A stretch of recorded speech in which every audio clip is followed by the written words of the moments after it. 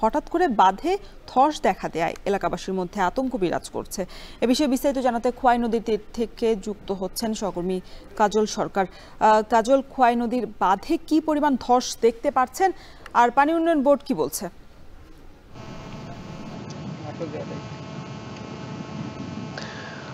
রোশন, স্থানীয়রা যেটি বলছেন যে প্রতি বছরই এই জায়গাটিতে ভাঙন দেখা দেয়, কেননা উজান থেকে যে নদীর যে পানি প্রবল বেগে আসলে এখানে একটি বাঁক রয়েছে, সেখানে এসে আসলে ধাক্কা লাগে, যেই কারণে এই জায়গাটিতে প্রতি বছরই ভাঙন দেখা দেয়। গেল বছরও কিন্তু ভাঙন দেখা দিয়েছিল এবং অনেকটা নির্ঘুম রাত কেটেছিল এখানকার যে স্থানীয় বাসিন্দারা রয়েছেন তাদের।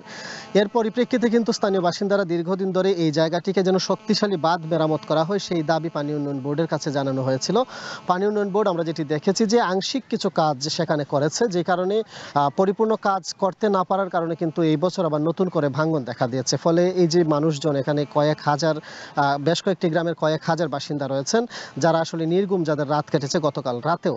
তবে একটি সুসংবাদ হচ্ছে, যেহেতু ভোর রাত থেকে খোয়াই নদীর যে পানি সেটি কমতে শুরু করেছে এবং উজান থেকে পানি কমতে থাকার কারণে কিন্তু স্থানীয় বাসিন্দাদের মধ্যে একটি স্বস্তি ফিরেছে। অন্যদিকে গতকাল রাত থেকে এখন পর্যন্ত হবিগঞ্জে বৃষ্টি হয়নি, আজকে সকালে রোদের দেখা মিলেছে। সব মিলিয়ে আসলে এখন বর্তমানে কিছুটা স্বস্তি রয়েছে।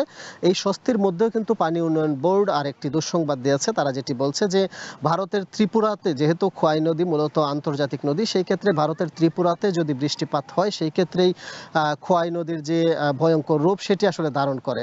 যেহেতু ভারতের ত্রিপুরাতে এখন বৃষ্টিপাত বন্ধ রয়েছে, তবে আগামী আরও 2 দিন বৃষ্টিপাতের একটি পূর্বাভাস রয়েছে এবং ভারী বৃষ্টিপাতের পূর্বাভাস রয়েছে। যদি সেখানে বৃষ্টিপাত অব্যাহত থাকে তাহলে খোয়াই নদীর পানি আবারও বাড়বে এবং বন্যা সতর্কীকরণ কেন্দ্র থেকে যেটি বলা হয়েছে যে হবিগঞ্জ সহ দেশের 6 জেলায় বন্যা পরিস্থিতি সৃষ্টি হতে পারে যদি খোয়াই নদীর পানি বাড়ে। সেই ক্ষেত্রে ভাটির যে এলাকাগুলো রয়েছে, জনবসতি রয়েছে, সেগুলো আসলে বিশেষ করে নিম্নাঞ্চলগুলো প্লাবিত হওয়ার শঙ্কা রয়েছে।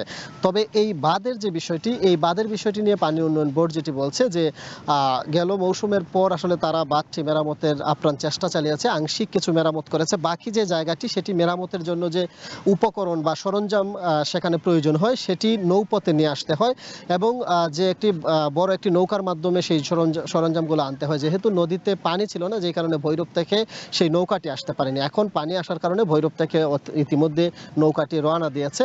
আজকে বিকেল বা আগামীকাল সকালের মধ্যে সেই নৌকাটি এসে পৌঁছলেই এই জায়গার যে মেরামত কাজ সেটি শুরু করতে পারবে। রৌশন, হবিগঞ্জ থেকে যুক্ত ছিলেন সহকর্মী কাজল সরকার। বিশ্বের সবচেয়ে মজবুত আরএফএল ল্যাডার, যা 606 গ্রেড অ্যালুমিনিয়াম